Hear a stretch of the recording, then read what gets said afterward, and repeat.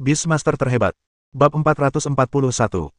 Saat Li Qian menyaksikan gajah emas itu memuntahkan air dari perutnya dan mengisi lubang kecil itu lagi, matanya berkedut. Apakah airnya masih bersih setelah bola-balik seperti ini? Jika kita harus menyelami celah dimensi ini lagi di masa depan, bukankah itu? Memikirkannya saja membuat Li Qian bergidik dan merasa sedikit jijik. Duan Kong melihat pikiran Li Qian dan tersenyum, apakah ini terasa sedikit menjijikkan? Tidak, Li Qian cepat-cepat membantah. Dengan Dewa Gajah masih di sisinya, meskipun dia merasa sedikit jijik, dia tidak akan berani mengakuinya, apalagi mengatakannya keras-keras.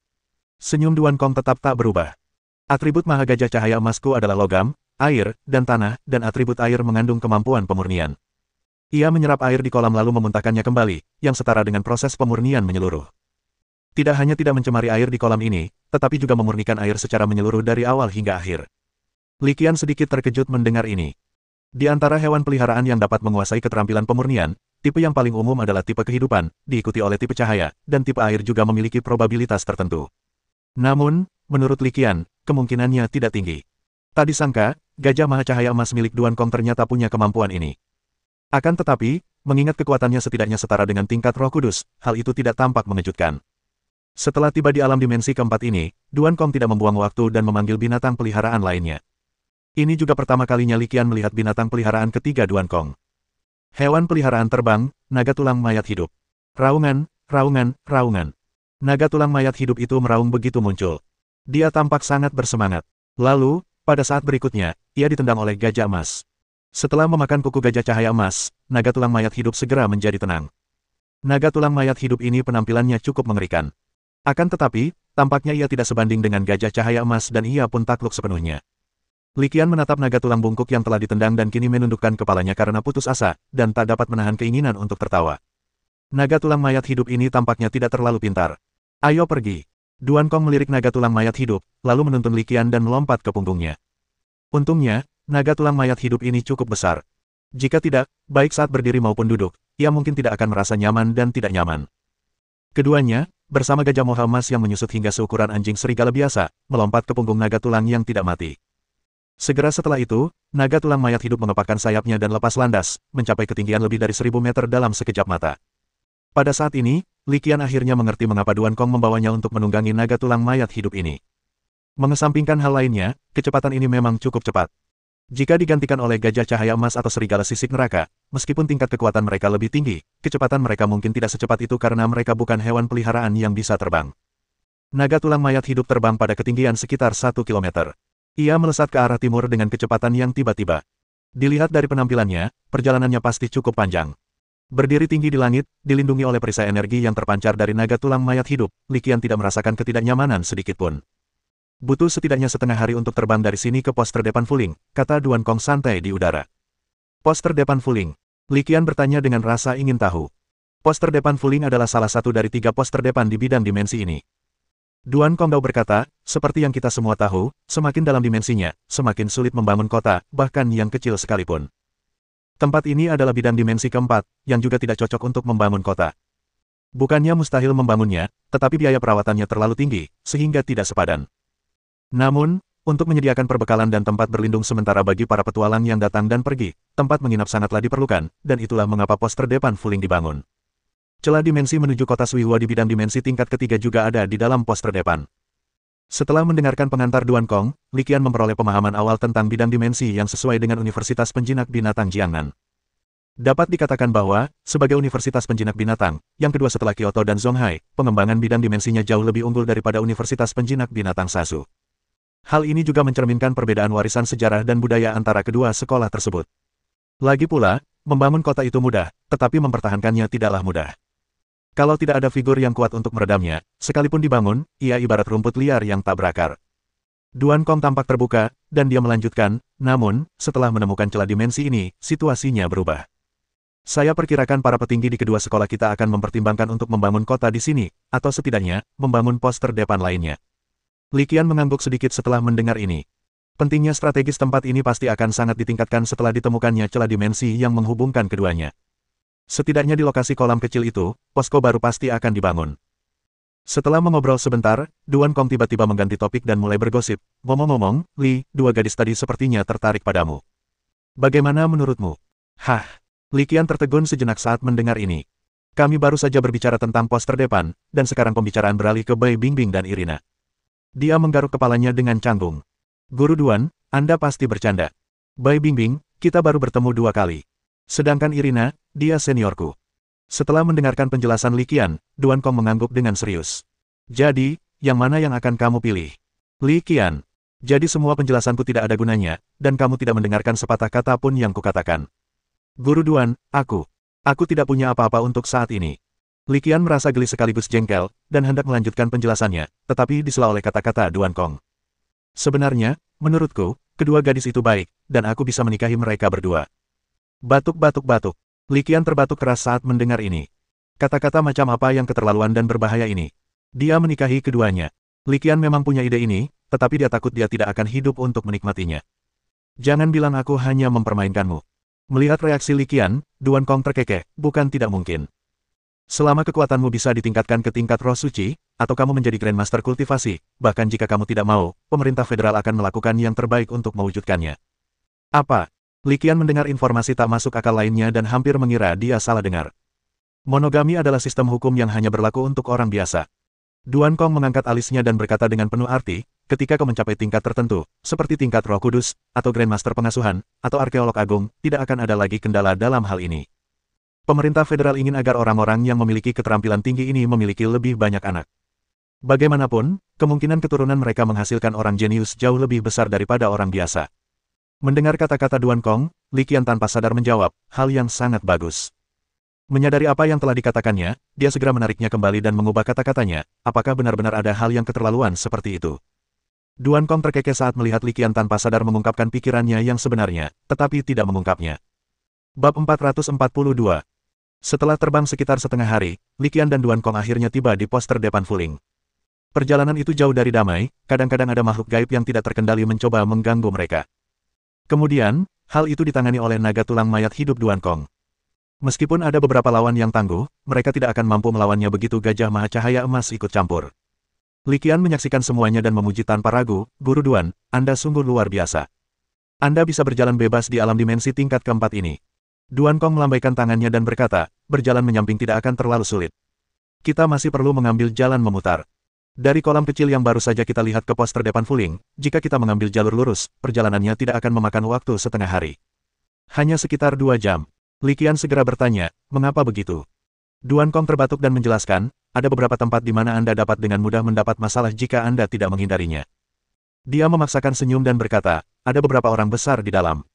Bukannya aku takut pada mereka, hanya saja aku merasa tak ada gunanya berurusan dengan mereka. Li Qian segera mengerti dan berkata, ya, saya mengerti. Setelah percakapan yang canggung, kedua orang itu dan kedua hewan peliharaan mereka tiba di pos terdepan. Saat memasuki pos terdepan itu, Li Qian membandingkannya dengan beberapa pos terdepan lain yang pernah ditemuinya sebelumnya dan dengan santai berkata, pos terdepan ini tidak terlalu besar. Hal ini terutama terlihat dari langit. Pos terdepan itu dibangun di dekat gunung, dan ukurannya lebih kecil dari kota, paling besar sedikit lebih besar dari desa. Duan Kong mengangguk dan berkata, pos terdepan Fuling terletak di bidang dimensi tingkat keempat, jadi skalanya tentu saja tak tertandingi oleh pos-pos terdepan di bidang dimensi tingkat dangkal. Li Qian menjawab dengan penuh pengertian, ya, itu normal. Tiba-tiba teringat sesuatu, dia bertanya, ngomong-ngomong, bukankah sebaiknya kita pergi mengunjungi komandan garnisun di sini? Juga, saya penasaran, apa pangkat komandan garnisun di sini? Sambil berjalan, Duan Kong berkata, para komandan garnisun di sini berbeda dengan pos-pos terdepan atau penjaga di daerah yang lebih dangkal. Di metaplan dangkal, dalam keadaan normal, pos terdepan setingkat penjaga dapat ditekan oleh wakil utusan setingkat hegemon. Di dimensi tingkat keempat ini, kekuatan seperti itu tidak cukup. Bahkan untuk sebuah pos terdepan sekalipun, seseorang membutuhkan kekuatan Roh Kudus untuk menekannya. Duan Kong menatap Li Qian dan tersenyum, soal kunjungan itu, tidak perlu. Masalah bidang dimensi yang tumpang tindih ini sangat penting, dan semakin sedikit orang yang mengetahuinya, semakin baik. Tugas terpenting kita sekarang adalah melaporkan masalah ini kepada Kepala Utusan Kota Qingshan, yang juga mantan Presiden Universitas Penjinak Binatang Jiangnan, Lu Chuanzuo. Li Qian mengerti dan menjawab, ya, saya mengerti. Hal ini sangatlah penting dan memang tidak pantas untuk diketahui terlalu banyak orang. Setelah berjalan beberapa saat mereka mendekati celah dimensi, Li Qian bertanya lagi, Guru Duan, Anda adalah komandan garnisun kota mana? Duan Kong menatap ke depan dan berkata, saya bukan penduduk kota manapun. Saya tipe orang yang bebas bergerak. Saya personel yang mobile. Saya akan pergi kemanapun dibutuhkan. Li Qian dengan cepat bereaksi dan berkata, seperti apa yang terjadi di alam dimensi tingkat keempat kali ini? Ya, benar. Duan Kong tidak menjelaskan lebih lanjut, hanya mengulanginya. Saat mereka sedang berbicara, keduanya tiba di depan sebuah rumah. Di permukaan, rumah ini tampak tidak berbeda dengan rumah-rumah lain di poster depan. Namun, dilihat dari ketatnya pengamanan di dalam dan luar rumah ini tidaklah sederhana. Apakah rumah ini celah dimensi? Meskipun sudah memiliki gambaran yang cukup jelas tentang jawabannya, Li Qian tetap bertanya. Duan Kong tidak menjawab pertanyaan Li Qian secara langsung, tetapi memberi isyarat dengan tangannya dan berkata, "Masuklah dan lihatlah, maka kau akan tahu." Tak lama kemudian, keduanya memasuki rumah satu demi satu. Setelah memasuki rumah, Li Qian melihat sekeliling dan kemudian bertanya dengan heran, begitu banyak pola susunan. Ya, dimanapun Anda melihat, entah di tanah, dinding, atau langit-langit, ada berbagai macam pola susunan yang tersusun rapat satu sama lain. Li Qian memiliki beberapa pemahaman tentang formasi, dan dia menemukan bahwa formasi ini pada dasarnya terkait dengan ruang. Melihat keterkejutan di wajah Li Qian, Duan Kong tersenyum dan menjelaskan, retakan dimensi yang dalam berbeda dari yang dangkal. Sekalipun permanen, retakan tersebut belum tentu 100% stabil. Menunjuk ke celah dimensi gelap di tengah rumah, Duan Kong melanjutkan, jika diserang, dan serangannya melebihi tingkat tertentu, bukan tidak mungkin celah dimensi itu akan tertutup atau mengalami perubahan lain. Mendengar ini, Li Qian mengangguk kecil dalam hatinya. Celah dimensi di Valen Blossom City sebelumnya seperti ini. Setelah jeda, dan setelah Li Qian mencerna informasi tersebut, Duan Kong melanjutkan, selain itu, alasan begitu banyak formasi spasial didirikan di sini bukan hanya untuk menstabilkan keretakan spasial ini. Jika kita menghadapi keadaan tak terduga dan harus meninggalkan poster depan ini, demi menghindari kerusakan pada kota-kota di bidang dimensi tingkat ketiga, meledakkan pola-pola susunan ini dapat memastikan bahwa celah dimensi ini tertutup sepenuhnya. Pada titik ini, ekspresi Duan Kong tiba-tiba berubah serius. Ekspresi Li Qian sama. Situasi yang digambarkan Duan Kong adalah sesuatu yang tidak ingin dilihat siapapun, tetapi tidak ada seorang pun dapat menjamin bahwa itu tidak akan pernah terjadi. Meninggalkan rencana kontingensi seperti itu memang sangat diperlukan. Setelah Duan Kong menjelaskan formasi di dalam rumah, ekspresinya langsung rileks. Ia meredakan suasana dengan berkata, tentu saja, kemungkinan itu terjadi sangat kecil. Terutama ketika sebuah kota akan dibangun di sini. Lagi pula, sebelum kota ini dibangun, para petinggi kedua sekolah kita pasti sudah mengorganisir orang-orang untuk mengusir makhluk gaib apapun di daerah sekitar. Saat mereka berjalan dan berbicara, dengan kilatan cahaya, Li Qian dan Duan Kong menghilang ke dalam celah dimensi. Saat berikutnya, mereka muncul di rumah lain. Rumah ini terlihat jauh lebih besar daripada rumah sebelumnya, dan ruang interiornya juga jauh lebih luas. Di samping perbedaan-perbedaan ini, persamaannya juga sangat jelas. Rumah itu juga dipenuhi dengan berbagai pola susunan ruang. Tampaknya tempat ini memiliki tata letak yang sama persis dengan poster depan Fuling. Li Qian tidak terkejut dengan hal ini. Karena para petinggi Universitas Penjinak Binatang Jiangnan telah merancang skema seperti itu, mereka tentu tidak akan mengabaikan langkah penting ini. Kedua sosok itu muncul di dalam rumah. Duan Kong menunjuk ke pintu yang terbuka dan tersenyum, ayo pergi, kita sudah sampai di kota Suihua. Li Qian tidak ragu-ragu. Penuh antisipasi, dia berjalan keluar dari pintu depan rumah. Ini adalah pertama kalinya Li Qian bersentuhan dengan kota-kota dimensi Universitas Penjinak Binatang selain Universitas Penjinak Binatang Sazu dan Universitas Penjinak Binatang Guanxi, dan dia tak dapat menahan rasa sedikit penasaran. Bab 443. Keduanya melangkah keluar rumah. Li Qian melihat sekelilingnya dan apa yang dilihatnya tidaklah mengejutkan. Kota Suihua ini jelas merupakan kota kecil. Daerah sekelilingnya dipenuhi bangunan-bangunan rendah, yang tertinggi hanya 6 atau 7 lantai. Seluruhnya dibangun dari jenis marmer biru. Bangunan-bangunan ini jelas menganut prinsip-prinsip bangunan bidang dimensi. Desain harus mengutamakan kesederhanaan dan kepraktisan. Terlebih lagi, karena seluruhnya terbuat dari marmer biru, tampilannya tampak sederhana namun elegan. Dibandingkan dengan pos luar Fuling, kota Suihua jauh lebih ramai. Setelah meninggalkan area terlarang tempat celah dimensi berada, jumlah petualang di jalanan berangsur-angsur meningkat. Apalagi dilihat dari aura yang terpancar dari para petualang itu, kekuatan mereka tentu tidak sederhana. Namun jika dipikir-pikir kembali, itu hal yang biasa. Lagi pula, jika mereka tidak cukup kuat, mereka tidak akan pernah bisa mendapatkan lencana petualang tingkat menengah atau bahkan tingkat lanjut, dan dengan demikian tidak akan bisa memasuki bidang dimensi tingkat ketiga ini. Berjalan di jalanan kota Suihua, Duan Kong melanjutkan perkenalannya. Kota Suihua adalah kota kecil yang dibangun oleh Universitas Penjinak Binatang Jiangnan kami di alam dimensi tingkat ketiga. Li Qian mengangguk, menunjukkan pemahamannya. Bahkan kota-kota kecil pun bervariasi ukurannya. Ini terkait dengan lingkungan setempat. Semakin aman lingkungannya, kemungkinan besar kota itu akan tumbuh semakin besar. Dilihat dari kata-kata Duan Kong, lingkungan sekitar kota Suihua mungkin dianggap cukup berbahaya bahkan di antara bidang dimensi tingkat ketiga yang dikendalikan oleh Universitas Penjinak Binatang Jiangnan. Ternyata, dugaan Li Qian benar. Perkataan Duan Kong selanjutnya menegaskan hal ini, kota Suihua berbeda dari kota-kota lain di alam dimensi tingkat ketiga. Ini adalah kota kepulauan. Pulau ini bernama Pulau Suihua, dan dikelilingi oleh Samudra Hitam. Lautan Hitam. Li Qian menatap Duan Kong Tou dengan pandangan bertanya. Duan Kong tidak membuat mereka penasaran dan langsung mengungkapkan kebenarannya, laut di sekitar Pulau Suihua sehitam tinta, makanya dinamakan Laut Hitam. Bagian dalam Samudra Hitam sangat berbahaya, dengan segala macam makhluk air dan makhluk gelap yang luar biasa bermunculan satu demi satu. Bahkan makhluk setingkat Kaisar dan Roh Kudus pun tidak jarang. Mendengar ini, Li Qian hanya bisa menghela napas, tidak akan mudah bagi kota Suihua untuk membangun dirinya di sini. Memang tidak mudah. Duan Kong menimpali, Universitas Penjinak Binatang Jiangnan kita telah membayar harga yang mahal untuk mengembangkan kota Suihua ini. Tentu saja, biaya dan manfaatnya sama. Sumber daya hewan peliharaan dan sumber daya material yang luar biasa di dekat kota Suihua juga sangat melimpah, yang telah memberi kami keuntungan yang baik. Setelah tiba di kota Suihua, Li Qian dan Duan Kong masih belum mengunjungi komandan garnison. Mereka berjalan dan berbicara, dan tak lama kemudian mereka tiba di pangkalan pesawat udara di sisi timur kota. Karena status khusus Duan Kong, mereka tidak melalui prosedur normal untuk membeli tiket, melainkan menggunakan hak istimewa mereka untuk duduk di kabin VIP secara gratis. Kabin VIP terletak di bagian paling atas pesawat udara, dikelilingi oleh kubah kaca berkekuatan tinggi, menawarkan pemandangan luar biasa ke hampir segala sesuatu di sekitarnya. Dibutuhkan sekitar 5 jam untuk sampai dari sini ke kota Fangyuan di benua timur, dan sekitar 8 jam untuk sampai ke kota Heiyu. Duan Kong mulai menjelaskan rute pulang, kota Fangyuan memiliki celah dimensi yang mengarah ke bidang dimensi tingkat kedua, sementara kota Bulu Hitam memiliki celah dimensi yang mengarah langsung ke bidang dimensi tingkat dangkal. Jika kita langsung menuju kota Bulu Hitam, kita bisa menghemat waktu. Oke, Li Qian mengangguk. Tentu saja dia tidak keberatan dengan pengaturan Duan Kong. Tidak banyak penumpang di kabin VIP. Termasuk Li Qian dan Duan Kong, hanya ada sekitar 10 orang. Setelah duduk beberapa saat, Duan Kong mengingatkannya, hati-hati, hari sudah mulai gelap. Saat Duan Kong selesai berbicara, langit yang sudah redup tiba-tiba berubah gelap gulita. Pemandangan ini persis sama dengan pemandangan di kota Loying. Rasanya seperti tiba-tiba gelap, seperti lampu dimatikan, tanpa logika apapun.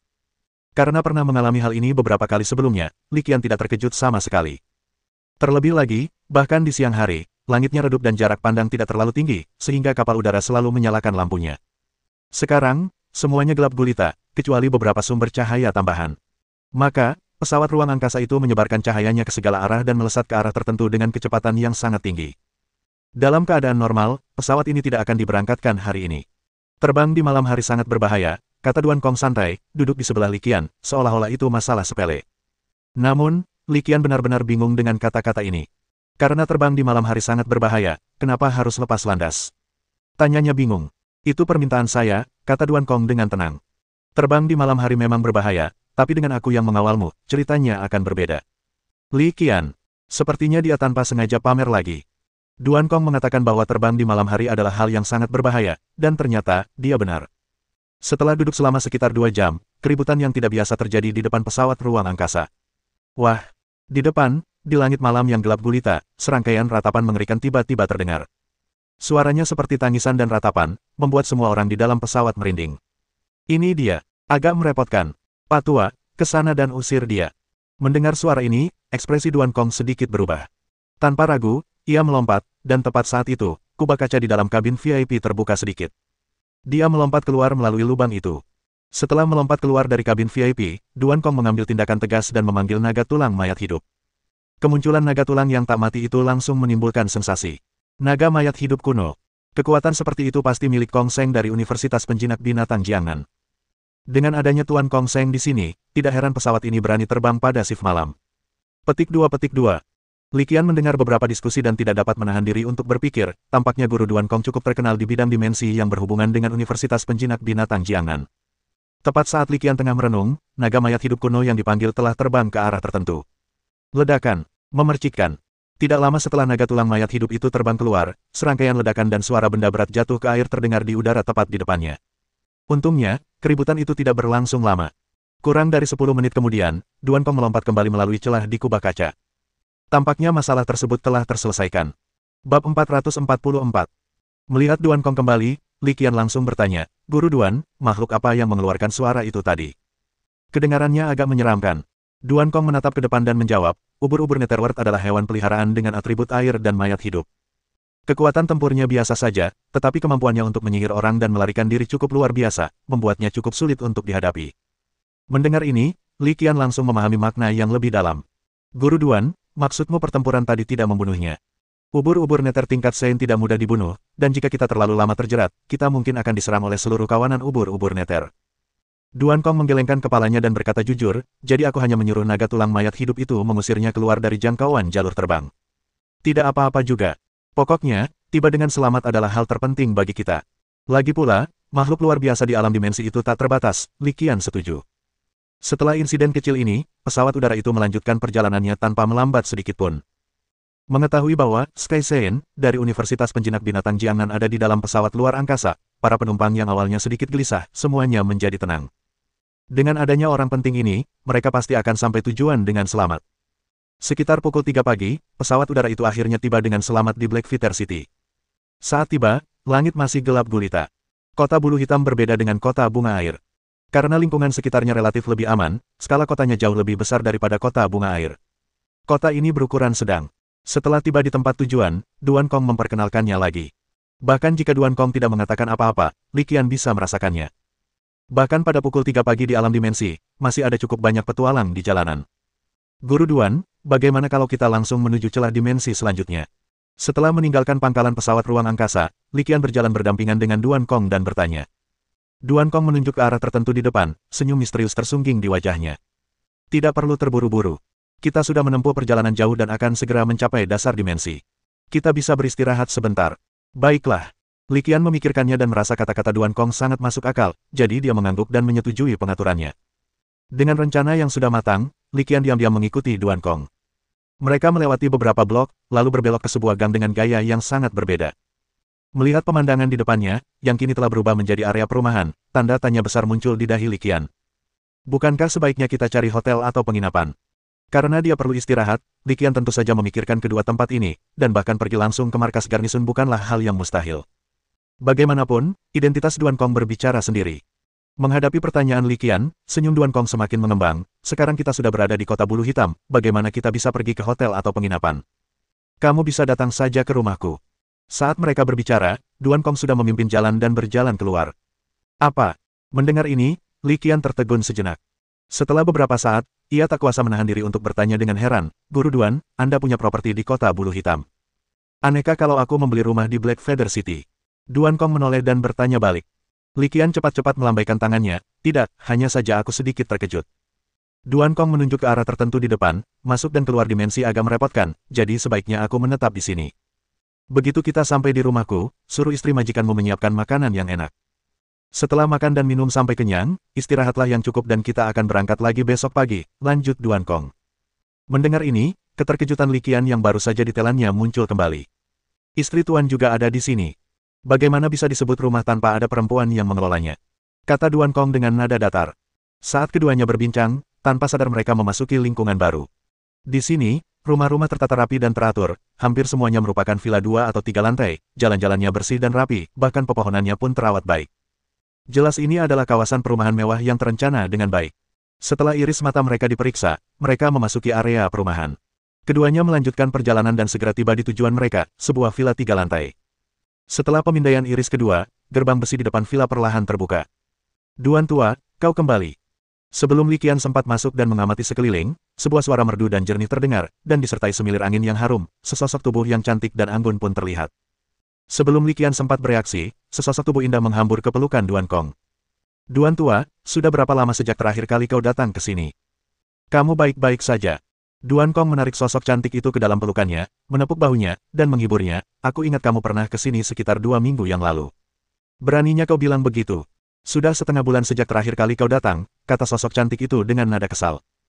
Melihat ini, Li Qian tidak dapat menahan tawa, tetapi di saat yang sama, hatinya dipenuhi oleh emosi yang campur aduk. Wanita di depannya seharusnya adalah istri Tuan, yang disebutkan Duan Kong, tetapi dia sama sekali tidak terduga. Dengan wajah oval klasik, alis seperti daun willow, bibir seperti ceri, dan sepasang mata cerah dan ekspresif, dia jelas memiliki kecantikan yang setara dengan Irina Shayk. Yang lebih luar biasa lagi adalah sosoknya. Ia tinggi dan ramping dengan lekuk tubuh yang indah, sungguh kelas atas. Mengenakan gaun merah, ia tampak gagah sekaligus menawan. Tentu saja, meskipun situasi ini agak tak terduga, tidak cukup untuk mengejutkan Li Qian. Yang benar-benar mengubah pemahamannya adalah bahwa wanita di depannya terlalu muda. Sekilas, dia tampak berusia awal 20-an. Berdiri di samping Duan Kong, mereka sama sekali tidak tampak seperti pasangan suami istri. Lebih banyak orang akan percaya bahwa mereka adalah ayah dan anak. Setelah beberapa saat berbasa-basi, Duan Kong terbatuk pelan, melirik Li Qian yang agak tertegun, lalu memperkenalkannya, Mei Yi, perkenalkan. Ini Li Qian, dari Universitas Penjinak Binatang Sasu. Dia adalah bakat langka di bidang pembiakan hewan. Setelah memperkenalkan Li Qian, Duan Kong memperkenalkan wanita muda di depannya, Li Qian, ini istri gurumu, Su Mei Yi. Kau bisa memanggilnya, istri guru Mei Yi. Dia berbicara dengan mudah dan percaya diri, dan saat memperkenalkan dirinya, dia tidak menunjukkan rasa malu atau canggung sedikit pun, seolah-olah itu adalah hal yang biasa. Li Qian merasa pandangan dunianya terguncang. Ia bertanya dengan ragu, Nyonya Mei Yi, Anda terlihat sangat muda, seperti mahasiswa yang belum lulus. Hehehe. Mendengar kata-kata Li Qian, guru Mei Yi tertawa terbahak-bahak, tidak berlebihan seperti yang kau katakan. Aku lulus lebih dari 3 tahun yang lalu. Mendengar ini, Li Qian tidak menunjukkan perubahan emosi apapun, tetapi di dalam hatinya dia sudah membuat perhitungan. Sudah 3 tahun sejak saya lulus, jadi menurut standar normal, saya seharusnya berusia sekitar 25 tahun. Memikirkan hal ini, Li Qian tak kuasa menahan diri untuk bergumam dalam hati, betapa tuanya sapi yang memakan rumput muda. Li Qian, anggap saja rumah sendiri di sini, jangan malu-malu, kata Nyonya Mei Yi dengan hangat. Kalian berdua ngobrol dulu, aku akan menyiapkan makanan untukmu. Setelah mengatakan itu, Nyonya Mei Yi berjalan pergi. Setelah istri Mei Yi pergi, Li Qian akhirnya tak kuasa menahan diri untuk mengacungkan jempol pada Duan Kong. Guru Duan, Anda hebat sekali. Bagaimana Anda bisa memikat istri Mei Yi? Duan Kong terbatuk 2 kali setelah mendengar ini, lalu berkata dengan ekspresi agak gelisah, sejujurnya, sebenarnya Tuan Mei Yi lah yang berinisiatif mengejarku. Saya memikirkannya cukup lama dan bahkan menolaknya beberapa kali. Akhirnya, saya tersentuh oleh ketulusannya dan setuju. Li Qian mendengarkan ini seolah-olah ia hanya mendengar omong kosong. Omong kosong apa ini? Guru Mei Yi lah yang aktif mendekati guru Duan Kong, dan guru Duan Kong menolaknya beberapa kali. Li Qian hanya ingin bertanya, apa yang guru Duan Kong cari? Apa sebenarnya yang guru Mei Yi cari?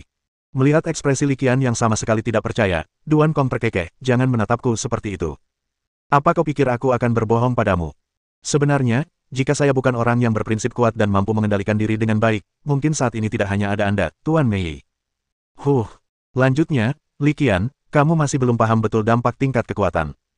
Melihat Li Qian menatapnya dengan tatapan bertanya, Duan Kong melanjutkan tanpa henti, kekuatanku saat ini berada di puncak level Roh Kudus. Meskipun hanya ada satu perbedaan ranah utama antara level Kaisar dan level Roh Kudus, perbedaan di antara keduanya tidak sebesar langit dan bumi, tetapi juga tidak jauh berbeda. Tentu saja, itu masih tak tertandingi oleh Roh Kudus yang legendaris. Begitulah cara kerja penjinakan binatang. Semakin tinggi levelnya, semakin besar perbedaan antara setiap alam mayor dan minor. Lagi pula, nama setiap alam dalam jalan penjinakan binatang bukanlah nama sembarangan. Seorang kaisar adalah raja dunia manusia. Sekalipun ia memiliki kekuatan yang luar biasa, ia tetaplah manusia biasa. Roh Kudus berbeda. Sesuai namanya, ia telah melampaui manusia biasa dan bukan lagi manusia. Begitu seorang penjinak binatang mencapai level Roh Kudus, tubuhnya akan ditempa oleh energi dan akan memiliki segala macam kemampuan ilahi. Pada dasarnya, ia telah mulai bertransformasi menjadi makhluk luar biasa, dan umurnya akan dengan mudah melampaui 500 tahun. Saat istri Mei Yi sedang memasak, Duan Kong memanfaatkan kesempatan itu untuk berbagi informasi dengan Li Qian. Jangan tertipu oleh fakta bahwa saya berusia 148 tahun dan istri Mei Yi Anda baru berusia 25 tahun. Meskipun perbedaannya mungkin tampak besar, pada akhirnya, kemungkinan besar sayalah yang akan mendirikan tugu peringatan untuknya. Perkataan Duan Kong memberi dampak pada Li Qian, tidak kurang dari saat ia melihat istri Mei Yi berlari ke pelukannya. Ya, apa yang sekarang tampak seperti perbedaan usia yang dibesar-besarkan sebenarnya tidak ada apa-apanya jika dipertimbangkan sepanjang rentang hidup. Jika kita mengabaikan perbedaan usia, maka tidaklah aneh jika istri Mei Yi berinisiatif mengejar Duan Kong.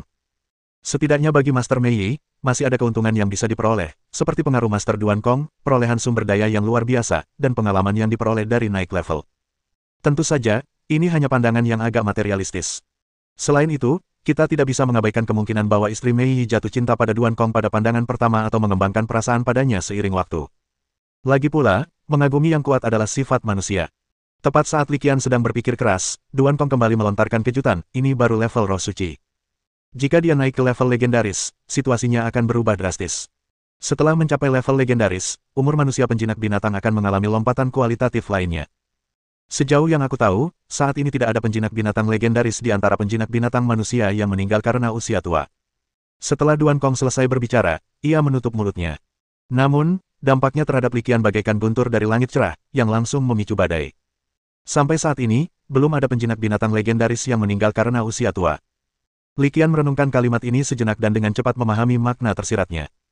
Sejauh pengetahuan Li Qian, sejarah manusia yang memiliki penjinak binatang legendaris sudah ada sejak setidaknya 2000 tahun yang lalu. Dengan kata lain, penjinak binatang legendaris memiliki umur setidaknya 2000 tahun. Jika kita menghitungnya dari perspektif ini, perbedaan usia antara Guru Duan Kong dan Guru Mei Yi dapat diabaikan. Masih merasa pusing, Li Qian menikmati makan malam dan sarapan yang disiapkan oleh istri gurunya, Mei Yi, sebelum menuju ke kamar tidur yang telah diatur oleh Mei Yi untuk beristirahat. Namun, saat berbaring di tempat tidur, kepalanya terus berdengung. Perkataan Duan Kong sangat mengejutkannya. Bahkan hal itu agak membalikkan pemahamannya. Namun, mungkin karena perjalanan yang jauh dan kelelahan, ia akhirnya tertidur lelap setelah berguling-guling beberapa saat. Keesokan paginya, sedikit setelah pukul 9, Li Qian terbangun dari tidurnya, memeriksa waktu, dan sedikit cemas, sial, sudah larut malam. Setelah mandi sebentar, dia meninggalkan kamar tidur dan, setelah berjalan beberapa langkah, dia bertemu dengan istri gurunya, Mei Yi, yang sedang membawa baskom berisi air. "Kamu sudah bangun, Li Qian?" Ketika Guru Mei Yi melihat Li Qian, dia menyibakkan poninya dan menyapanya.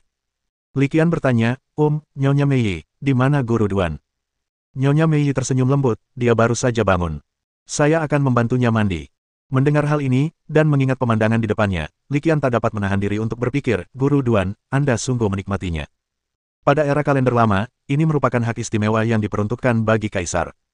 Kalau saja senior Irina atau teman sekelas Bai Bingbing bisa melayaniku seperti itu, pikirkan saja. Tidak apa-apa, aku tidak bisa memikirkannya, terlalu banyak berpikir hanya akan membuatku melamun. Setelah menikmati sarapan yang cukup lezat di rumah Guru Duan Kong, Li Qian meninggalkan villa kecil itu bersamanya. "Guru Duan, tidak perlu begitu. Sisa perjalanan pada dasarnya bebas risiko. Sebenarnya, Anda bisa tinggal di sini bersama Guru Mei Yi." Li Qian ingin menolak tawaran Duan Kong untuk menemaninya. Namun, dia dengan tegas membantahnya, dengan mengatakan, "Karena aku membawamu ke sini, aku bertanggung jawab atas keselamatanmu sampai akhir." Akhirnya, karena tidak dapat menahan desakan Duan Kong, Li Qian setuju untuk membiarkannya menemaninya. Setelah melewati celah dimensi kota bulu hitam, keduanya segera tiba di kota Giok Anggrek. Melihat sinar matahari yang redup, Li Qian tak kuasa menahan napas lega. Setelah sekian banyak perjalanan, mereka akhirnya tiba di alam dimensi dangkal. Di bidang dimensi yang sesuai dengan Universitas Penjinak Binatang Jiangnan kita, terutama di bidang dimensi dangkal ini, terdapat total 4 kota besar, dan kota Lanyu adalah salah satunya.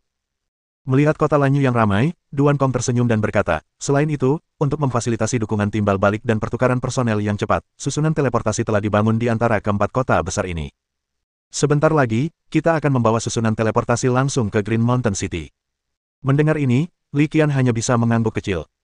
Ia ingat bahwa di seluruh bidang dimensi yang berhubungan dengan Universitas Penjinak Binatang Sazu, hanya ada 2 kota besar, yaitu kota Yuntian dan kota Feishuang, dan kedua kota tersebut belum mencapai interkoneksi susunan spasial.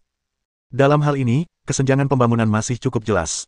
Karena identitas Duan Kong, mereka tidak menemui kendala apapun dan dengan mudah tiba di kota Qingshan melalui susunan teleportasi secara gratis. Setelah tiba di kota Qingshan, keduanya langsung menuju markas garnisun tanpa henti. Bab 445. Saat memasuki markas garnisun kota Qingshan, Li Qian dan Duan Kong segera bertemu dengan pemimpin tertinggi di sana, yaitu Panglima Garnisun Utama, atau Panglima Garnisun tingkat surgawi, Lu Changming, yang kemudian dikenal sebagai Lu yang legendaris. Li Qian pernah bertemu dengan para penjinak binatang legendaris sebelumnya. Ia pernah bertemu Guru Lu di kota Moyuan, dan Park Ji-yong, kepala sekolah Universitas Penjinak Binatang Sazu, juga seorang penjinak binatang legendaris. Secara umum, para penjinak binatang legendaris ini tampak tidak berbeda dengan orang biasa. Mereka tidak memiliki sikap angkuh maupun aura menakutkan. Sebaliknya, mereka semua memberi orang perasaan hangat dan ramah, seperti paman atau kakek tetangga. Utusan yang ditempatkan di kota Qingshan yang ditemui Li Qian kali ini memberinya perasaan yang sama. Utusan agung itu seorang lelaki tua, atau lebih tepatnya, seorang lelaki parubaya berusia 50-an. Wajahnya cerah tanpa kerutan sedikit pun, tetapi rambutnya setengah putih. Orang dewasa selalu berbicara dengan nada yang sangat lembut, setidaknya kepada Li Qian. Dia merasa agak tersanjung. Bagaimanapun, dia adalah penjinak binatang legendaris, raksasa yang memimpin suatu wilayah, dan puncak sejati kekuatan tempur manusia. "Li Qian, aku benar-benar harus berterima kasih padamu kali ini." Lu Chuansuo menatap Li Qian sambil tersenyum dan berkata, "Penemuan bidang tumpang tindih ini sangat penting bagi Universitas Penjinak Binatang Sazu dan Universitas Penjinak Binatang Jiangnan kita. Meskipun kota Sazu dan kota Nandu terpisah ribuan mil, selama bidang tumpang tindih ini masih ada, kita akan tetap bertetangga di masa depan. Anda telah memberikan kontribusi yang begitu besar sehingga baik kota Qingshan maupun Universitas Penjinak Binatang Jiangnan tidak akan mengabaikannya. Kami akan memberimu hadiah yang pantas kau dapatkan." Ucapan pembuka Lu Chuansuo tentang hadiah mengejutkan Li Qian, yang segera melambaikan tangannya untuk menolak, "Tidak perlu, tidak perlu. Kali ini, penemuan bidang yang tumpang tindih bukan sepenuhnya hasil kerjaku. Guru Duan Kong juga patut mendapat banyak pujian. Sekolah juga harus memberiku hadiah. Meskipun penemuan bidang tumpang tindih ini sangat penting bagi Universitas Penjinak Binatang Jiangnan, bagaimanapun juga, saya adalah mahasiswa Universitas Penjinak Binatang Sasu, dan rasanya agak aneh menerima penghargaan dari yang pertama. Penghargaan sekolah Anda adalah milik sekolah Anda, dan kami di Universitas Penjinak Binatang Jiangnan tidak dapat tidak mengungkapkan rasa terima kasih kami. Lu Chuan-Chuan berbicara dengan tegas, membuat kesimpulan langsung tentang masalah tersebut. Kudengar Li Qian, kamu masih penduduk asli Provinsi Jiangnan. Sekalipun itu penghargaan dari sekolah asalmu, kamu harus menerimanya.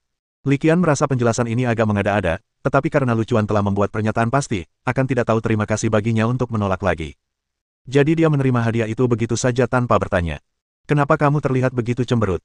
Setelah menceritakan masalah ini kepada Lu Chuan Shou dan mengobrol sebentar dengan bos besar, Li Qian dan Duan Kong meninggalkan garnisun.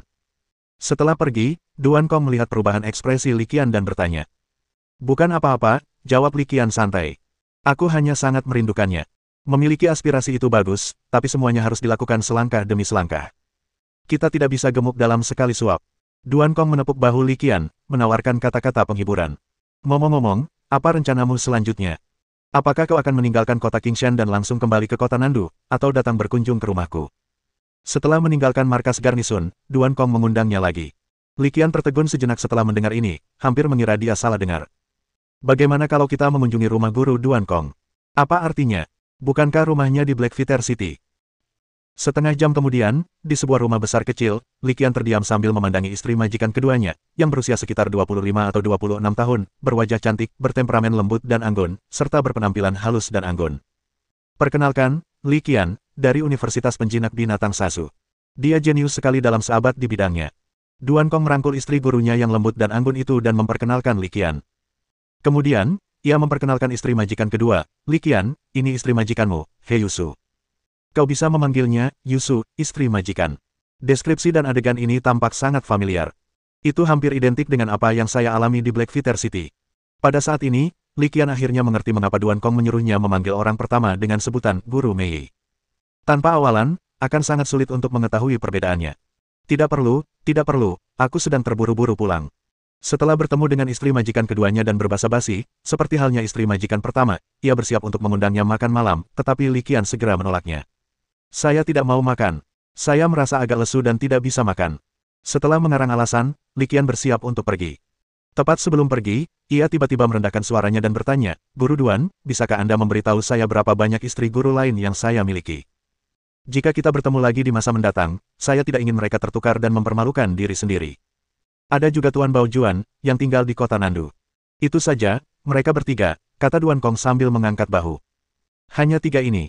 Li Qian tidak tahu harus berkata apa. Aku hanya bisa mengeluh pada diriku sendiri, kamu benar-benar tahu cara memainkan permainan itu. Tentu saja, ketika mengeluh, seseorang tidak dapat menahan rasa iri. Begitu Anda mencapai tingkat Roh Kudus, banyak hal duniawi tidak lagi memiliki kekuatan mengikat. Sebelum pergi, Duan Kong berkata, kamu akan mengerti ketika kamu mencapai tingkat Roh Suci.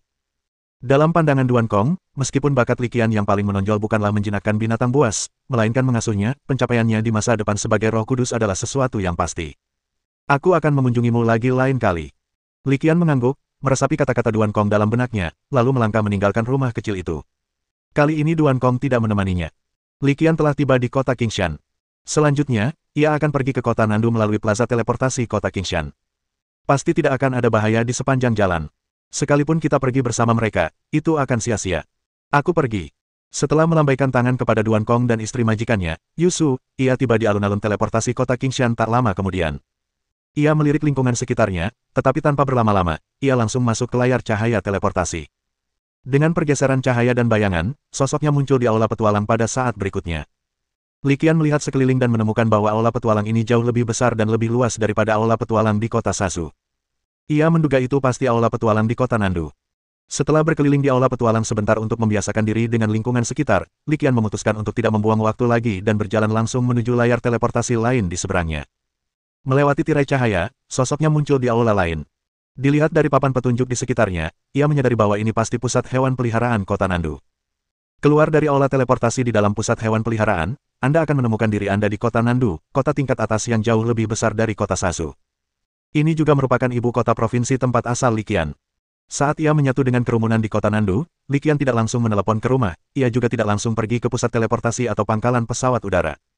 Dia tidak terburu-buru untuk segera pulang. Sebelumnya, melalui pesan di grup Institut Penelitian Hewan Peliharaan Liar, Liqian mengetahui bahwa Tuntun bukan babi, juga lulusan sekolah menengah atas dan telah diterima di Universitas Penjinak Binatang Jiangnan tahun ini. Kali ini, Liqian berencana untuk bertemu dengannya. Setelah mengobrol sekian lama, dia tentu tidak ingin melewatkan kesempatan langka untuk bertemu langsung. Bab 446. Jadi, kau bilang, Tuntun bukan babi. Setengah jam kemudian, di sebuah kedai kopi dekat Universitas Penjinak Binatang Jiangnan, Liqian menatap gadis yang duduk di seberangnya dengan tatapan penuh tanya. Gadis di depanku bermata besar, wajahnya bulat dan sepertinya masih ada sedikit lemak bayi, dan dia tidak terlalu tinggi. Rambutnya juga disanggul, yang membuatnya terlihat sangat imut. Liqian merasa sulit untuk mendamaikannya dengan avatar keras kepala yang telah serius mendiskusikan masalah pembiakan dengannya di obrolan grup. Asli, Tuntun terkeke bukan babi. Sambil berbicara, dia mengulurkan tangan dan mengetuk gelang pintar di depan Liqian. Segera setelah itu, Liqian melihat emoji tersenyum muncul di obrolan grup di gelang pintarnya. Kau benar-benar babi, bukan babi. Ngomong-ngomong, bolehkah aku bertanya siapa namamu? Liqian, setelah memastikan identitas gadis itu, menahan keterkejutannya dan bertanya. Gadis ini terlihat kecil, seperti anak SMA, tetapi sebenarnya dia sudah menjadi mahasiswa di Universitas Penjinak Binatang Jiangnan, khususnya Akademi Pembiakan. Wajar saja kalau dia bisa berdiskusi seru dengan saya di grup. Nama saya Pei Yuan, Tuntun memperkenalkan dirinya bukan seekor babi. Melihat wajah bulat gadis itu, Liqian tanpa sadar bergumam, nama ini sangat cocok. Apa katamu? Pei Yuan samar-samar mendengar sedikit, tetapi sepertinya dia tidak bisa mendengarnya dengan jelas. Dia memiringkan kepalanya dan bertanya. Tidak ada apa-apa. Liqian dengan cepat mencoba menggertak untuk keluar dari masalahnya, maksudku, namaku Li. Liqian. Sebelum Liqian selesai berbicara, Pei Yuan berbicara lebih dulu, mengungkapkan identitasnya. Kau kenal aku? Tanya Liqian, cukup terkejut, saat Pei Yuan memanggil namanya. Dia tidak khawatir Pei Yuan akan mengungkapkan identitasnya. Setelah sekian lama berkomunikasi dengannya di grup, dia cukup mengenal karakternya. Dia tentu tidak akan melakukan sesuatu seperti membocorkan rahasia, dan dia mungkin bukan orang yang banyak bicara. Ya, itu belum tentu benar. Liqian, kamu juara kompetisi tantangan mahasiswa baru tahun ini. Sulit untuk tidak mengenalmu, kata Pei Yuan sambil tersenyum tipis. Apakah kamu lupa bahwa tantangan mahasiswa baru disiarkan secara langsung? Setelah mendengar penjelasan Pei Yuan, Liqian mengangguk sedikit, aku mengerti. Karena kamu mengenaliku, tapi... Setelah berpikir sejenak, Liqian tak kuasa menahan diri untuk mengingatkannya, namun, identitasku saat ini agak sensitif. Sekte itu mungkin ingin menyingkirkanku secepat mungkin, jadi kau harus. Pei Yuan sangat cerdik. Setelah diingatkan oleh Liqian, ia langsung menyadari apa yang sedang terjadi dan segera berkata, Liqian, jangan khawatir, aku pasti akan merahasiakan identitasmu. Melihat Pei Yuan telah berjanji, Liqian tersenyum dan berhenti membicarakannya. Ia malah mengganti topik, ngomong-ngomong soal tantangan mahasiswa baru, kenapa kamu tidak ikut? Dengan levelmu, mendapatkan tempat seharusnya tidak sulit, kan? Setelah mengobrol dalam grup begitu lama, Liqian memiliki pemahaman yang cukup baik tentang tingkat keterampilan Pei Yuan. Mendengar ini, wajah Pei Yuan tiba-tiba berubah masam, ekspresinya penuh ketidakberdayaan. Kau seharusnya tahu dari nama panggilan grupku bahwa aku sedang meneliti, Tuntun, akhir-akhir ini. Tapi 4 hewan peliharaan tak berguna itu memang 4 hewan peliharaan tak berguna. Tuntun ini hanyalah lubang tanpa dasar. Saya sudah meneliti selama lebih dari setahun, tetapi saya masih belum mendapatkan apapun. Suaranya terdengar getir saat dia melanjutkan, tanpa hasil apapun, bagaimana saya bisa berpartisipasi dalam tantangan mahasiswa baru? Tantangan mahasiswa baru itu acara yang luar biasa, bagaimana mungkin dia melewatkannya? Sayangnya, dia tidak meraih apapun, jadi dia tidak bisa berpartisipasi meskipun dia ingin. Seberapa jauh kemajuan penelitianmu? Tanya Liqian, agak penasaran. Ya, sekarang kamu sudah di sini, kamu bisa membantuku dengan beberapa saran. Mendengar perkataan Liqian, Pei Yuan tiba-tiba teringat sesuatu dan berkata dengan penuh kegembiraan, kamu adalah bakat yang langka dan patut dididik. Batuk-batuk. Mendengar ucapan Pei Yuan kepadanya, Liqian tidak dapat menahan batuk 2 kali. Duan Kong sebelumnya memperkenalkan dirinya sebagai bakat sekali dalam sahabat, dan kini Pei Yuan mengatakan hal yang sama. Meskipun semua itu benar, ia tetap merasa sedikit malu. Merasa sedikit malu, Liqian segera angkat bicara, berkata dengan rendah hati, Pei Yuan, tolong jangan katakan itu. Aku tidak pantas disebut jenius sekali dalam sahabat. Ia dapat mengembangkan ayam bulu merah, yang juga merupakan salah satu dari 4 limbah, menjadi merpati matahari terbakar, dengan potensi mencapai tingkat tinggi kaisar. Pei Yuan berkata dengan sungguh-sungguh, bukankah kamu seorang jenius yang hanya muncul sekali dalam 1 abad dalam mengembangkan bakat? Tanpa henti, ia melanjutkan, juga, jangan panggil aku Pei Yuan. Kita sudah saling kenal di grup ini selama hampir setengah tahun. Panggil saja aku, Yuan. Tanpa memikirkan apakah itu, kejadian sekali dalam sahabat, atau bukan, mereka membiarkannya menyebut mereka apapun yang diinginkannya. Setelah mengobrol sebentar, keduanya meninggalkan kedai kopi. Di mana ini? Sekitar setengah jam kemudian, keduanya tiba di depan sebuah pangkalan penangkaran. Pangkalan penangkaran ini tidak jauh dari Universitas Penjinak Binatang Jiangnan. Li Qian melihat ke arah pangkalan penangkaran itu dan bertanya. Pei Yuanyuan melangkah maju dan memimpin jalan, sambil berkata, pangkalan pelatihan ini milik mentor saya. Baru-baru ini, mentor saya pergi ke dimensi lain untuk meneliti topik tertentu dan sedang tidak berada di pangkalan pelatihan. Kebetulan sekali kita bisa memanfaatkan kesempatan ini untuk meminjam pangkalan pelatihannya untuk melakukan penelitian. Mendengar ini, Li Qian tidak dapat menahan diri untuk menyeka butiran keringat yang tidak ada di dahinya. Apakah tidak apa-apa jika Anda mengatakannya secara langsung dan terang-terangan, sambil memanfaatkan atasan Anda? Sambil menggelengkan kepalanya agar berhenti memikirkannya, Li Qian menggunakan gelangnya untuk menerima pesan yang dikirim oleh Pei Yuanyuan. Apakah kamu benar-benar merasa nyaman mengirimkan hasil risetmu kepadaku? Tanya Li Qian sambil tersenyum setelah menerima pesan itu. Hal-hal yang telah saya teliti belum membuahkan hasil yang berarti, dan kalaupun ada nilainya tidak akan terlalu tinggi. Pei Yuanyuan mengerutkan bibirnya dan berkata dengan santai, sejujurnya, penelitianku tentang evolusi lumba-lumba telah menemui jalan buntu. Selanjutnya, meskipun saya tidak membagikan informasi ini kepada Anda, saya akan mengajak orang lain untuk melakukan penelitian bersama. Mendengar ini, Li Qian mengangguk pelan. Pei Yuanyuan memang cukup bijaksana.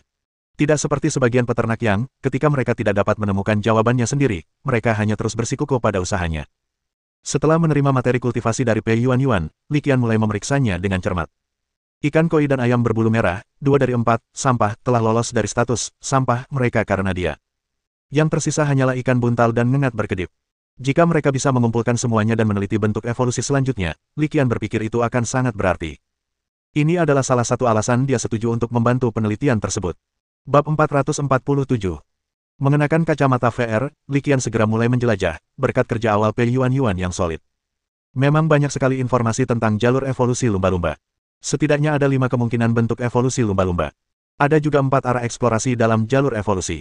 Semua informasi ini dikumpulkan dan dikirim ke alamat email Li Qian. Saat dia melihat sekelilingnya, beberapa ide perlahan terbentuk dalam pikirannya.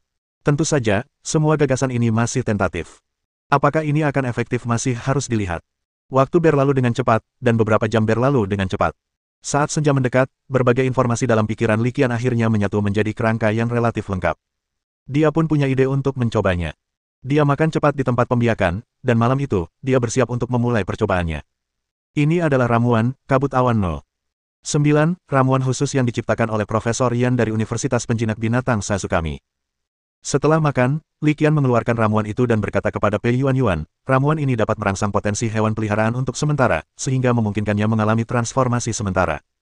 Namun, transformasi semacam ini memiliki keterbatasan yang besar. Jika level atau potensinya terlalu tinggi, atau atributnya terlalu khusus, transformasi tersebut mungkin gagal. Wajah Pei Yuanyuan berseri-seri gembira ketika melihat obat yang dikeluarkan Li Qian. Ini seharusnya petunjuk yang bagus untuk dicoba. Setelah memperoleh persetujuan Pei Yuanyuan, Li Qian segera mengambil tindakan, mengeluarkan obatnya, dan bersiap untuk mencobanya. Tidak lama kemudian, seekor lumba-lumba dibawa oleh staf tempat penangkaran. Mari kita gunakan untuk eksperimen, kata Pei Yuanyuan sambil menatap lumba-lumba itu. Jelas bahwa basis pembiakan membesarkan cukup banyak lumba-lumba untuk tujuan penelitian. Landak yang dibawa itu tumbuh dengan sangat baik. Gemuk, kuat, dan mengilap. Kalau ini terjadi di kehidupanku yang lalu, babi sebesar dan segemuk itu pasti akan menjadi pertanda tahun baru yang baik. Melihat anak babi yang dibawa, Li Qian menyerahkan ramuan Cloud Mist 0. 9. Staf di tempat penangkaran sangat memahami temperamen lumba-lumba ini. Mereka mengambil segenggam pakan dan, sambil menikmati makanannya, langsung memasukkannya ke dalam mulut.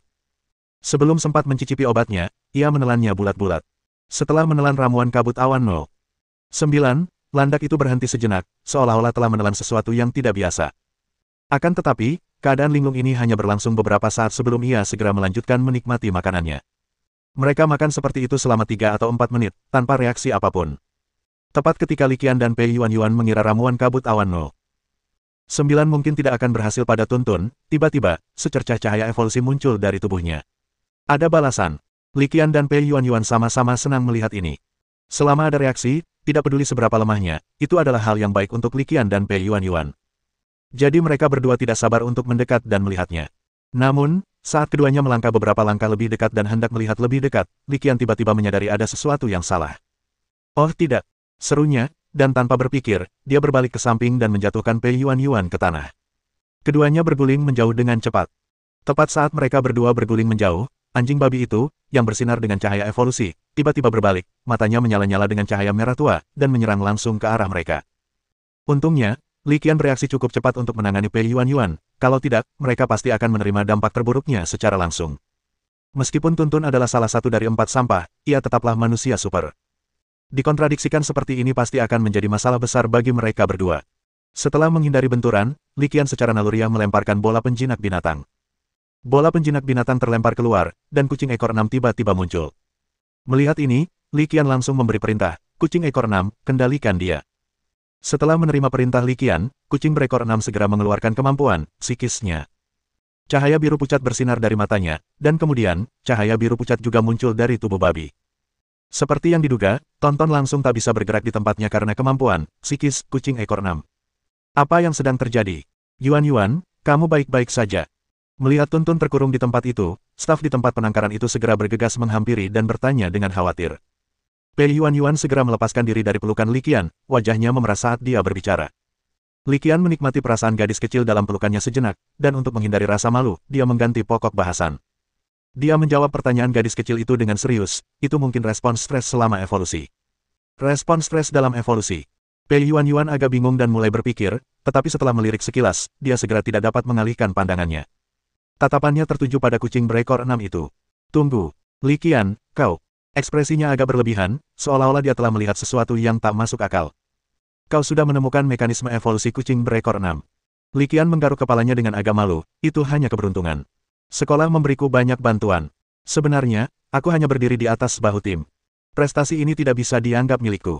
Ekspresi Pei Yuan tetap tidak berubah saat ia menatap Li Qian dengan saksama. Bagaimanapun, ini konyol. Merpati matahari yang terik dan kucing berekor 6, dan kau masih bilang kau bukan jenius sekali dalam seabad. Li Qian tersenyum canggung, tak menyangka ia tak sengaja pamer.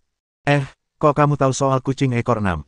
Pei Yuan berkata dengan lugas, penelitian evolusi kucing berekor adalah salah satu topik hangat saat ini. Universitas Penjinak Binatang Jiangnan kami juga memiliki proyek di bidang ini. Mentor saya adalah salah satu peserta dalam proyek tersebut. Saya rasa sulit untuk tidak mengetahuinya. Lagi pula, saya tidak sepenuhnya tidak menyadari apa yang terjadi di luar dan hanya fokus mempelajari babi. Aku cuma nggak ngangka kamu bakal tahu metode evolusi kucing berekor 6. Kira-kira apa ya yang bakal dipikirkan para mentor kalau mereka tahu soal ini? Saat dia mengatakan ini, secerca antisipasi bahkan bersinar di matanya. Setelah menatap sekali lagi kucing berekor 6 yang anggun dan luar biasa itu, mata Pei Yuan berbinar, dan ia bertanya langsung, ngomong-ngomong, bisakah kau membantuku mengembangkan kucing berekor 6? Aku akan menyiapkan bahan-bahannya, dan harganya pasti memuaskanmu. Jangan bahas biayanya. Hubungan macam apa yang kita punya. Kamu tinggal siapkan materinya saja, kata Li Qian, siap menerima seluruh tanggung jawab. Meskipun itu adalah kesalahan yang tidak disengaja, ia tahu betul bahwa ia telah memanfaatkan gadis itu. Kini, ia dengan senang hati membantu gadis itu dan menebus kesalahannya. Bab 448. Hanya dengan beberapa patah kata, mereka sepakat untuk membantu Pei Yuan mengembangkan kucing berekor 6. Lalu, keduanya kembali ke topik utama. Li Qian, kenapa Tuntun mengalami reaksi stres yang begitu kuat? Pei Yuan menatap Tuntun yang sedang dikekang oleh kucing berekor 6, mengerutkan kening, dan bertanya. Jika Li Qian tidak segera turun tangan dan mendorongnya, Pei Yuan pasti sudah terluka parah meskipun ia tidak meninggal akibat benturan Tuntun. Oleh karena itu, saat ini, di tengah kebingungannya, Pei Yuan juga masih terguncang. Li Qian menatap Tuntun tanpa menjawab pertanyaan Pei Yuan secara langsung. Ia belum yakin alasannya, jadi ia tidak bisa memberikan informasi yang berguna. Untungnya, Tonton yang tiba-tiba gila itu telah dikendalikan oleh kucing berekor 6, jadi dia hanya maju untuk mengamatinya. Melihat ini, Pei Yuan tidak ragu-ragu dan ikut mengamati. Ngomong-ngomong, Li Qian, bagaimana kamu bisa menyadari ada yang tidak beres? Seperti yang diamati Li Qian, ia berkata, bakat penjinak binatang saya mendeteksi emosi Tuntun. Emosinya sangat labil, sehingga saya waspada. Jadi bakatmu dalam menjinakkan binatang buas adalah telepati. Mendengar ini, Pei Yuan langsung menebak bakat Li Qian dalam menjinakkan binatang buas dan bergumam pada dirinya sendiri. Meskipun bakat menjinakkan binatang buas berupa telepati tidak menambah bonus apapun pada kekuatan tempur, ia merupakan salah satu bakat menjinakkan binatang buas terbaik bagi seorang peternak. Li Qian tidak menyangkalnya. Ia melirik staf pangkalan pembiakan yang berdiri di samping Pei Yuan. Pei Yuan langsung mengerti dan berkata, Paman Liu, saya baik-baik saja di sini. Anda bisa turun sekarang. Baiklah, aku akan turun sekarang. Jangan lupa kabari aku kalau ada apa-apa. Staf di pangkalan pembiakan, yang dipanggil Paman Liu, langsung pergi setelah mendengar kata-kata Pei Yuan. Li Qian menoleh ke arah Tuntun, yang tubuhnya masih memancarkan cahaya evolusi, dan mengerutkan kening sambil berpikir. Kerusuhan Tuntun barusan membuatnya memikirkan banyak hal. Setelah diingat-ingat, emosi yang tak stabil itu seharusnya amarah yang meluap-luap. Hal ini mengingatkannya pada beberapa informasi yang diberikan Pei Yuanyuan. Berdasarkan informasi tersebut, evolusi lumba-lumba mungkin membutuhkan emosi negatif yang ekstrim. Saat Li Qian mengamati dengan saksama, ikan tuna, yang telah dikurung oleh kucing berekor 6, berangsur-angsur mulai berubah. Tak lama kemudian, cahaya evolusi di tubuhnya padam. Setelah cahaya evolusi padam, Tuntun terjatuh ke tanah dengan keempat anggota tubuhnya terjatuh, tampak seolah-olah seluruh tenaganya telah terkuras habis. Melihat Li Qian yang sedang berpikir keras, Pei Yuanyuan berdiri diam di sampingnya tanpa mengganggunya. Sebagai seorang pengasuh, ia tahu betul bahwa hal terpenting yang harus dilakukan saat ini adalah tetap diam. Pei Yuanyuan memperhatikan dengan tenang, sementara pada saat itu, Li Qian telah menciptakan tugas baru melalui kesadarannya sendiri. Tugas 3, metode evolusi babi hutan, berhasil diselesaikan, kemajuan tugas saat ini 97%. Setelah tugas 3 ditetapkan, nilai kemajuannya tidak melebihi harapan Li Qian, mencapai 97%. Bahkan, melalui berbagai informasi yang diserapnya dan eksperimen ini, ia pada dasarnya yakin bahwa nilai kemajuan tugas ini pasti tidak akan rendah. Menimbang bahwa dia harus kembali ke kota Lingshui besok dan tidak punya waktu untuk berlama-lama di sini, Li Qian tidak ragu-ragu dan langsung menginvestasikan 3 poin prestasi. Dengan investasi 3 poin pencapaian, progres tugasnya langsung mencapai 100%. Melihat 23 poin pencapaian yang tersisa, ia tidak berhenti sejenak dan langsung menyelesaikan tugasnya. Setelah menerima umpan balik misi, Li Qian tidak bisa menahan diri untuk tidak menghela napas dalam-dalam. Tampaknya tebakannya sebelumnya benar. Tugas yang dibangun dengan poin pencapaian tidak akan memberikan umpan balik apapun selain metode evolusi itu sendiri setelah penyerahan. Dia benar-benar yakin akan hal ini, karena secara teori, dengan tingkat kekuatan mentalnya saat ini, jika ada umpan balik, dia akan mampu menerobos ke tingkat ke-7 pangkat komandan, tetapi kenyataannya, tingkat kekuatan mentalnya hampir tidak berubah sama sekali. Mengingat situasi ini, jawabannya sudah jelas. Meskipun Li Qian merasa sedikit menyesal, ia tidak terkejut. Awalnya, menggunakan poin prestasi untuk mempercepat penyelesaian tugas adalah mengambil jalan pintas, dan wajar jika tidak ada hadiah yang diberikan. Begitu. Setelah menyerap semua masukan dari penyerahan tugas, Li Qian tak kuasa menahan diri untuk bergumam pada dirinya sendiri. Dia telah sepenuhnya menguasai proses evolusi lumba-lumba ini, dan hanya dengan memikirkan isi yang tercatat dalam proses evolusi tersebut membuatnya merasa emosional. Tanpa menggunakan kode curang untuk langsung mengisi nilai kemajuan yang tersisa sebesar 3%, Li Qian merasa bahwa bahkan dengan waktu 1 tahun, dia mungkin tidak dapat sepenuhnya mengetahuinya. Bagaimana? Pei Yuanyuan, yang berdiri di dekatnya, mendengar gumaman Li Qian dan matanya berkilat tajam. Ia langsung bertanya, "Mari kita coba lagi dengan anak babi yang baru," kata Li Qian sambil tersenyum, tidak langsung menjawab pertanyaan Pei Yuanyuan, melainkan memberi perintah. Mendengar ini, Pei Yuanyuan melirik Li Qian dengan ragu. Ia tak kuasa menahan diri untuk bergumam, apakah mengasuh anak sesederhana itu? Tatap saja sebentar, renungkan sejenak, dan kau akan mendapatkan hasilnya. Apa saja yang perlu saya persiapkan? Meskipun ragu, akhirnya ia memutuskan untuk mempercayainya dan bertanya. Tanaman roh api, buah batu bumi, dan juga jantung lava. Sambil tersenyum, Li Qian dengan percaya diri menyebutkan nama ketiga bahan tersebut, mengatakan bahwa ia akan melanjutkan pengujian. Namun, dilihat dari penampilannya, ia tampak menguasai semuanya. Pei Yuanyuan tidak terlalu memikirkan 2 sumber daya luar biasa pertama, tetapi yang ketiga mengejutkannya. Mereka benar-benar perlu menggunakan jantung lava. Bukankah informasi yang kau berikan padaku menyebutkan jantung lava? Li Qian menatap Pei Yuanyuan dan bertanya dengan ragu.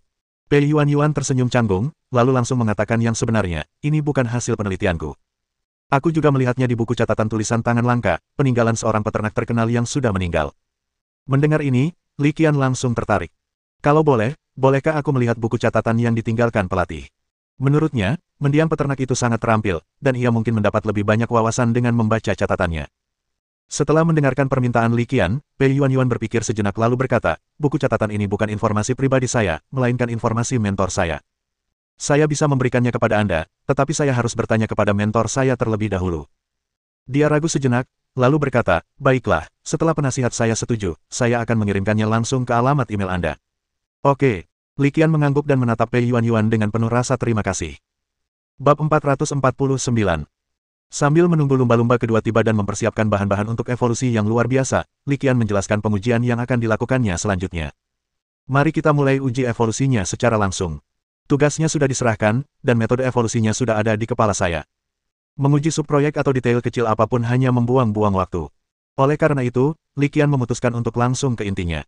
Lagi pula, dia harus bergegas kembali ke kota Lingshui besok pagi, jadi dia tidak punya waktu untuk tinggal di sini.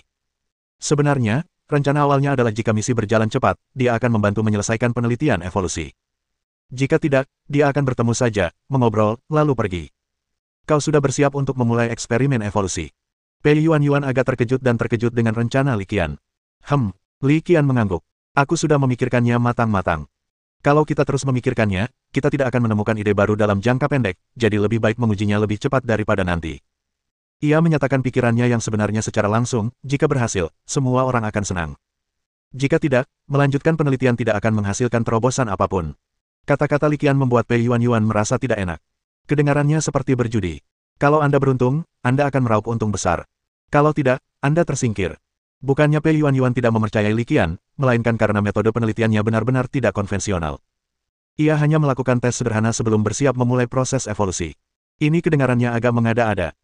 Namun, karena orang itu datang kepadanya untuk meminta bantuan, dan mengingat bakat dan karakter Li Qian, dia tidak akan memulai eksperimen evolusi dengan gegabah jika dia tidak memiliki rasa percaya diri sama sekali. Sementara dia merenungkan ini, anak babi dan materi evolusi semuanya telah dipersiapkan. Karena Li Qian telah dipanggil, dia memilih untuk mempercayainya sebelum hasilnya keluar. Dia menyerahkan semua materi, dan tidak dapat menahan diri untuk berdoa agar ujiannya berhasil. Yang lainnya baik-baik saja, tapi Heart of Lava itu mahal sekali.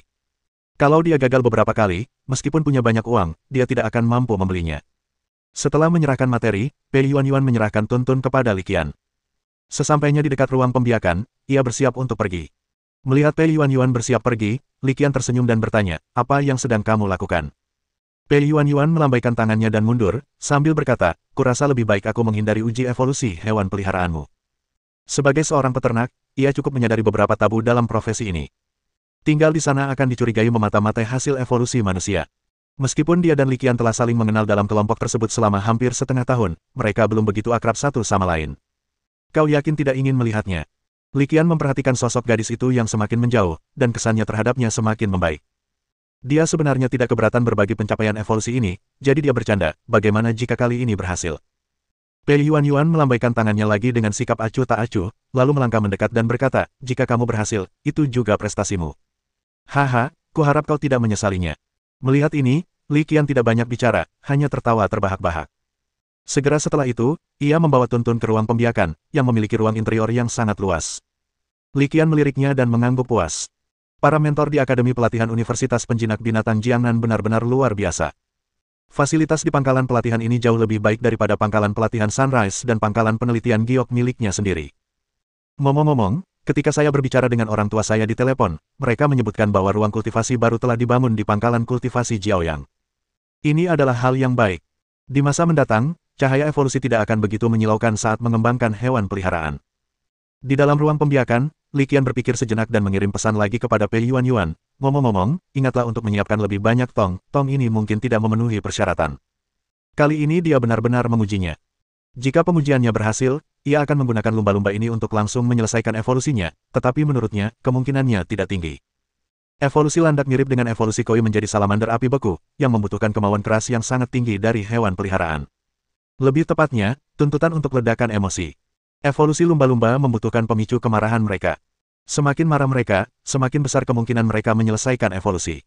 Jika nilai kemarahan tidak cukup tinggi, evolusi mungkin gagal, dan probabilitas kegagalannya tidak rendah. Oleh karena itu, evolusi lumba-lumba ditakdirkan hanya untuk segelintir elit. Kebanyakan landak mungkin tidak akan pernah lepas dari label hewan peliharaan yang tidak berguna sepanjang hidup mereka, dan tidak ada yang dapat dilakukan Li Qian mengenai hal itu. Aku akan siap, jawab Pei Yuan tak lama setelah pesan terkirim. Li Qian meliriknya, lalu tanpa membuang waktu lagi, ia memusatkan perhatiannya pada Tuntun. Mari kita mulai. Ia melemparkan bola penjinak binatang, yang kemudian melepaskan seekor kucing berekor 6. Melihat Vulpix, dia langsung memberi perintah, Vulpix, gunakan Extreme Illusion Ray. Setelah menerima perintah itu, kucing berekor 6 melancarkan serangan tanpa ragu-ragu, dan seberkas cahaya ungu pucat tiba-tiba keluar. Cahaya ungu pucat menyelimuti Tuntun, dan matanya langsung berubah menjadi merah tua. Ia mulai berlari liar, seolah-olah sedang bertarung dengan sejenis binatang peliharaan. Ketanyaannya, ia hanya berada di dalam ruang kultivasi, beradu kecerdasan dengan udara. Menghadapi kemampuan halusinogen yang dilepaskan oleh kucing ekor 6 tingkat komandan, Tuntun, sebagai salah satu hewan peliharaan yang tidak berguna, sama sekali tidak memiliki kekuatan untuk melawan. Memanfaatkan fakta bahwa Tuntun terperangkap dalam ilusi dan tidak dapat melepaskan diri, Li Qian segera mengambil tindakan dan mulai merasakan emosinya menggunakan bakat telepatinya. Setelah beberapa saat, ia membuka mata dan menggelengkan kepalanya tanpa daya. Rasanya masih belum benar. Tampaknya tingkat kemarahan landak ini tidak cukup tinggi. Setelah mempertimbangkannya, ia memutuskan untuk menyerah pada landak ini. Ia membuka pintu ruang pengembangbiakan dan mengirim pesan lagi kepada Pei Yuan, ayo kirim 5 lagi. Untuk pertama kalinya, kita akan berusaha sebaik mungkin untuk memastikan tingkat keberhasilan dan menghilangkan faktor-faktor yang mengganggu. Oke. Pei Yuan segera menanggapi setelah menerima pesan itu. Sesaat kemudian, 5 ekor lumba-lumba lagi dibawa mendekat. Li Qian melirik ke 5 lumba-lumba yang baru tiba, tanpa membuang waktu, dan membawa mereka kembali ke ruang pengembangbiakan. Kucing ekor 6, lanjutkan. Setelah memasuki ruang pembiakan, Li Qian memberi perintah lain kepada kucing ekor 6. Rubah ekor 6, yang familiar dengan teknik tersebut, sekali lagi menggunakan jurus halusinogen, sinar ilusi ekstrim. Namun, kali ini, kelima tonton menjadi sasaran mantra, jatuh ke dalam ilusi bersama-sama. Sekitar 10 menit berlalu sebelum pintu ruang inkubasi dibuka lagi. Pei Yuan menunggu di luar ruang inkubasi kali ini, dan dia langsung bertanya, bagaimana? Li Qian dengan santai mengucapkan kalimat, ganti ke kelompok lain. Bukan karena dia pilih-pilih. Hanya saja, berdasarkan pengetahuannya tentang evolusi, persyaratannya memang seketat itu. Hanya sebagian kecil lumba-lumba yang dapat memenuhi persyaratan tersebut. Masih tidak berhasil. Pei Yuan mengerutkan kening dan bertanya lagi. Li Qian berpikir sejenak dan memberikan penjelasan, material evolusi ini tidak murah, dan aku tidak ingin menyia-nyiakannya. Mendengar ini, Pei Yuan mengangguk pelan. Tindakan Li Qian juga merupakan tindakan yang bertanggung jawab. Bab 450. Mendengar kata-kata Li Qian, Pei Yuan merasa jauh lebih tenang. Kenyataan bahwa Li Qian berkata demikian membuktikan bahwa dia pasti tidak akan asal bicara soal masalah ini. Jika tidak, ia bisa saja mencobanya sekali dan kemudian mengatakan bahwa percobaannya gagal. Tak lama kemudian, gelombang kedua yang terdiri dari 5 lumba-lumba, yang dipilih dengan cermat oleh Pei Yuan, dikirim lagi. Li Qian mengambil bola penjinak binatang lumba-lumba berkepala 5 dan, tanpa membuang waktu, melangkah ke ruang pengembangbiakan. Pintu ruang kultivasi tertutup lagi, dan Pei Yuan terus menunggu di luar. Di dalam ruangan, Li Qian melepaskan kelima lumba-lumba itu. Sebelum mereka sempat bereaksi dari linglung, serangan itu datang. Teknik serangannya tetap tidak berubah. Masih sinar spektral. Diselimuti cahaya ungu pucat, kelima ton yang agak panik itu segera menjadi tenang, dan mata mereka berubah menjadi merah tua. Mereka mulai berlari liar, melampiaskan amarahnya. Beberapa orang, di bawah pengaruh ilusi, bahkan menyerang rekan-rekannya. Li Qian hanya menonton dengan acuh tak acuh, tidak menunjukkan niat untuk campur tangan. Setelah mengamati sebentar, ia mulai mengaktifkan bakat telepatinya dan merasakan emosi kelima piranha. Ketika dia melihat yang ketiga, raut wajah gembira tampak di wajahnya. Kaulah itu. Ia tak kuasa menahan diri untuk bergumam pada dirinya sendiri, karena dalam persepsi telepati Li Qian, landak ini hampir meluap-luap amarahnya. Akan tetapi, dilihat dari perilaku luarnya, ia adalah yang paling terkendali di antara keduanya. Matanya merah dan ia menghentakkan kakinya dengan gelisah, tetapi ia tidak berlari liar atau menyerang teman-temannya. Melihat ini, Li Qian sudah tahu hasilnya. Tanpa ragu lagi, setelah memeriksa kelima lumba-lumba itu, ia membuang bola penjinak binatang dan menangkap keempat lumba-lumba lain di dalamnya. Beri dia buah batu bumi ini dulu. Setelah memanggil keempat lumba-lumba agar mereka tidak mengganggu evolusinya, Li Qian melemparkan buah berwarna coklat kekuningan. Buah berwarna coklat kekuningan ini merupakan sumber daya bumi yang disebut buah batu tanah, dan tidak terlalu berharga. Akan tetapi, urutan pemberiannya kepada sumber daya evolusi lainnya, Fire Spirit Fin, tidak boleh tertukar. Hanya setelah memakan buah batu tanah, yang memperkuat atribut fisik hewan peliharaan, barulah ia dapat mencerna tanaman roh api saat memakannya lagi. Jika tidak, konsekuensinya adalah kematian mendadak. Mendengar instruksi Li Qian, kucing berekor 6 itu tidak ragu-ragu dan sekali lagi menggunakan keterampilan, kekuatan psikis, untuk mengendalikan Tuntun dan memberinya buah batu bumi. Begitu buah batu bumi dimasukkan, situasi yang diharapkan pun terungkap tanpa kejutan apapun. Seperti yang diharapkan, itu telah dimulai. Li Qian bergumam pada dirinya sendiri.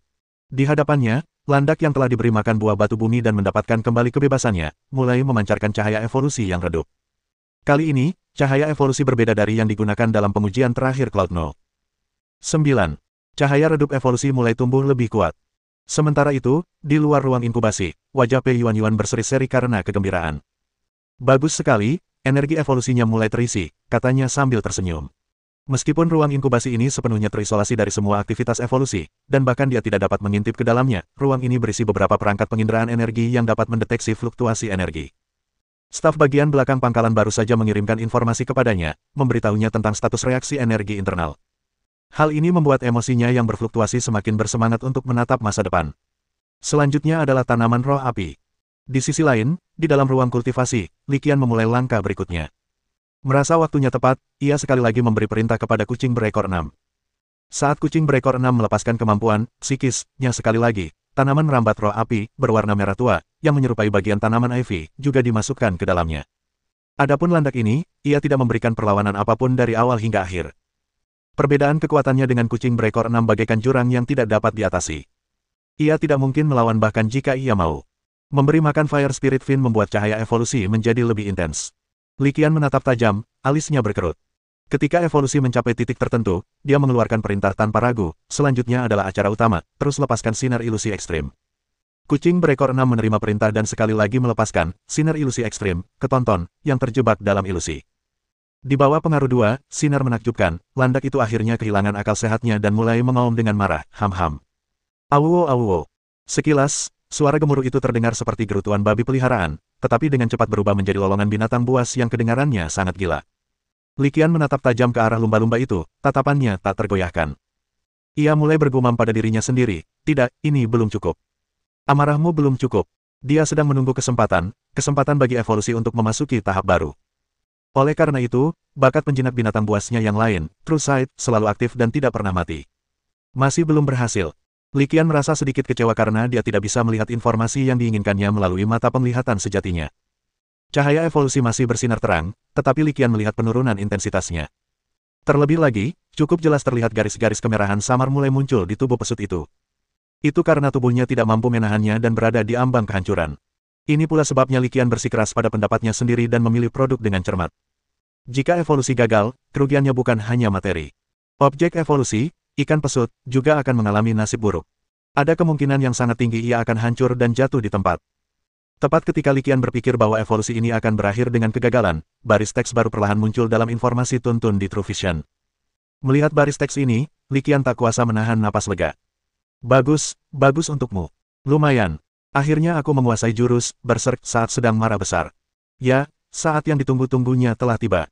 Ini adalah keterampilan Berserk.